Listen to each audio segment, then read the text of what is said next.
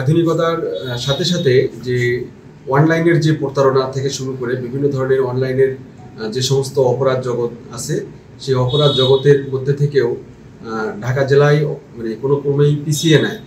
অর্থাৎ বিভিন্ন অনলাইনের যে মিডিয়াগুলো রয়েছে সেগুলো ইউজ করে বিভিন্ন রকমের অপরাধে জড়িয়ে পড়ছে। তার মধ্যে আমরা আজকে নিয়ে যেটা কথা বলবো সেটা হলো একটা হানি ট্র্যাপ।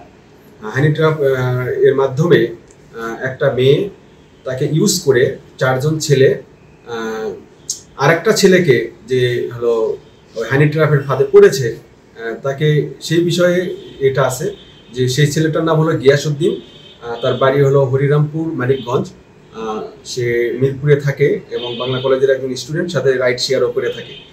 তো চলতি মাসের 20 তারিখে সুমি আক্তার নামে একটা মেয়ে, তার বাড়ি হলো মাগুরা, সে ডেটিং সাইট টান অ্যাপস, এই অ্যাপসের মাধ্যমে এই গিয়াসউদ্দিনের সাথে যোগাযোগ স্থাপন করে তাদের মধ্যে একটা প্রেমের সম্পর্ক গড়ে তোলার পরে এই 20 তারিখেই তাকে এই আশুলিয়া থানাধীন জামগড়ায় একটা বাসায় তাকে ডেকে নিয়ে আসে।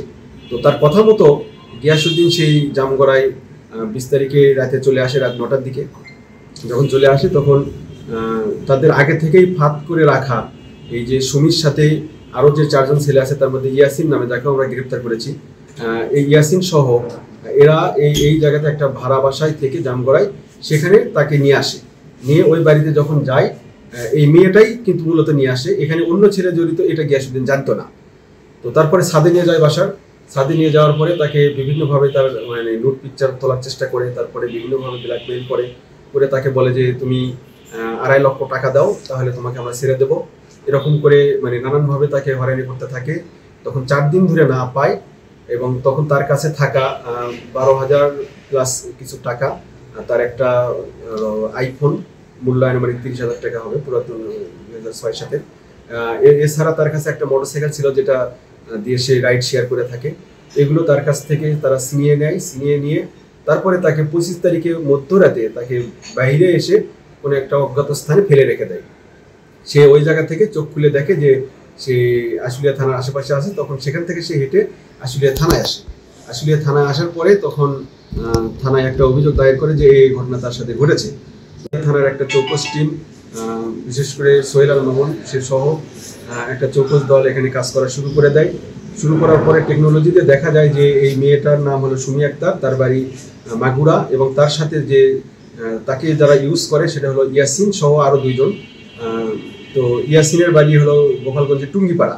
তো প্রথমে আমরা ইয়াসিনকে গ্রেপ্তার করি। ইয়াসিনের কাছ থেকে ওই কথা অনুযায়ী আমরা গত রাতে সুমিকে এই জামগড়া থেকে গ্রেপ্তার করি এবং ইয়াসিনকেও গ্রেপ্তার করি এবং তাদেরকে জিজ্ঞাসাবাদে তারা প্রাথমিকভাবে তারা এর সাথে সম্পৃক্ত থাকার কথা সব স্বীকার করেছে এবং তাদের কাছ থেকে মালামাল উদ্ধার হয়েছে এবং বিজ্ঞ আদালতে তাদেরকে আমরা প্রেরণ করব। তো আমাদের সবার প্রতি একটাই বার্তা যে এই ধরনের অনলাইনে যারা প্রতারণা করে হানি ট্র্যাপে পড়ছে, বিশেষ করে এই সমস্ত মানে সিন্ডিকেট যারা তৈরি করছে, আমাদের মেসেজ একটাই থাকবে যে এখানে এরকম করে সিন্ডিকেট তৈরি করে এই রকমের অপরাধ আমরা এখানে করতে দেবো না বা তাদের যে কোনোভাবে আইনের আওতায় নিয়ে আসবো। ধন্যবাদ।